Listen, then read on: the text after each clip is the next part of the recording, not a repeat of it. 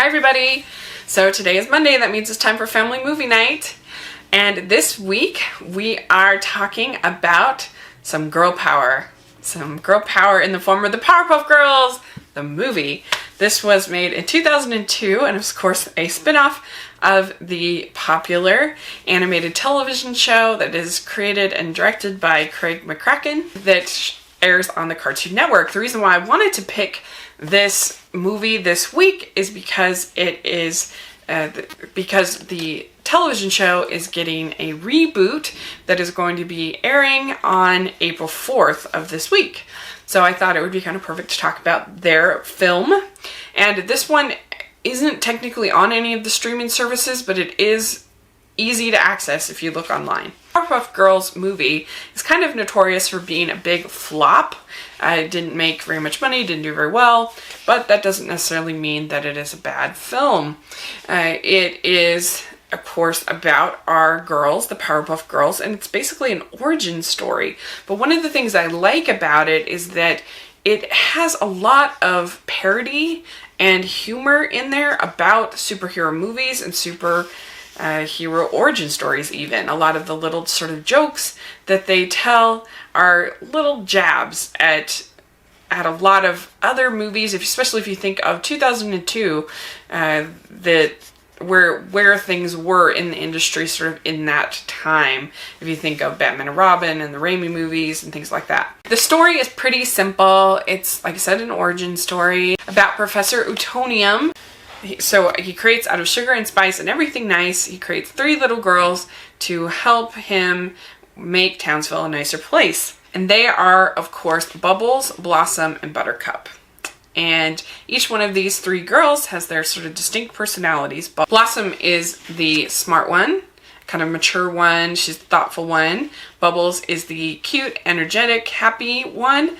And Buttercup is the a little bit more realistic, a little bit more grumpy at times. They are all 3 sweet and energetic in their own way. So they're created and they're loved by Professor Utonium. He really feels like he's doing this great thing for this town. And he sends them off to school, and which is really kind of funny. He doesn't really give them a whole lot of guidance. You kind of have to take it with a grain of salt, I guess, this sort of thing. But he sends them off to school, kind of similar. I'm not putting these on the same level, but it's kind of similar to Geppetto just sending Pinocchio off to school. Because I guess that's just what you do when you create creatures like that and create children. Anyway, and so they go off to school and they get involved in playing this game of tag, and because they have superpowers and they're little kids, they don't really know how to control those powers, and the tag game goes crazy and they end up destroying things all over the city. They are told by the professor to not use their powers, to hide their powers, and because of all this destruction, and the people feel like they're actually like a bad thing and not a good thing for the city like he wanted.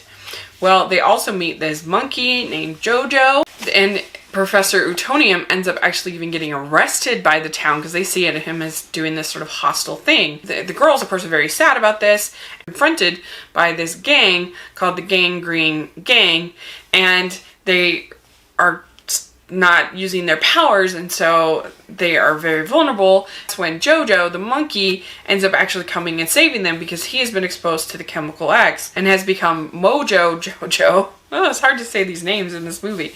Anyway, and so he at first tries to kind of get their empathy after saving them, claiming that he is also like hated by, he's sort of being persecuted by the people because he has powers too, and he tries to kind of manipulate them. So Jojo ends up getting all of this chemical X from the girls because he's kind of convinces him he's going to do a good thing, and he ends up going to the zoo and using the chemical X in creating this sort of mutant monkey army.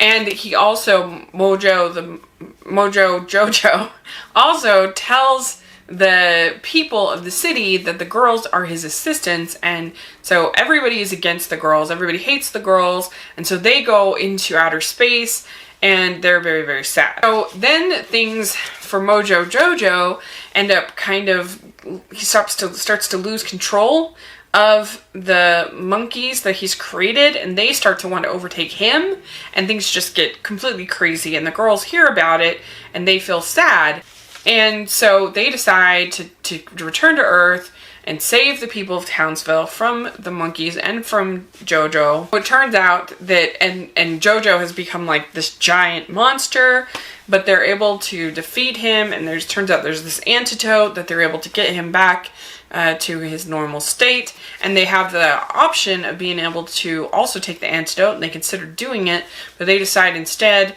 to help the people of Townsville instead, and the mayor and the other people end up embracing them for what they've done, and sort of the start of them becoming the Powerpuff Girls. So that's sort of the story of the Powerpuff Girls movie. It's not that long, and like I said, it does have a lot of pretty decent writing in there, sort of poking fun at superhero kind of tropes, and especially in retrospect when we have so much of it, it feels kind of refreshing now. Even obviously they weren't making fun of what we have now because it was just 2002, but it still somehow feels fresh and feels funny, I think, as an adult watching it. And the animation is beautiful. It's just got that sort of pulpy, vibrant, comic booky kind of feel.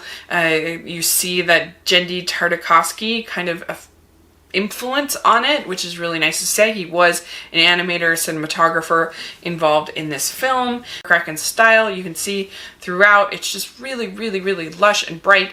And the visuals, I think, do feel a little bit richer and more detailed than in the original series. At least we'll see how this new series holds up. But just the detail work in the different buildings and the backgrounds and other stuff like that feels a little bit more lush and a little bit bigger than you get with a feature film.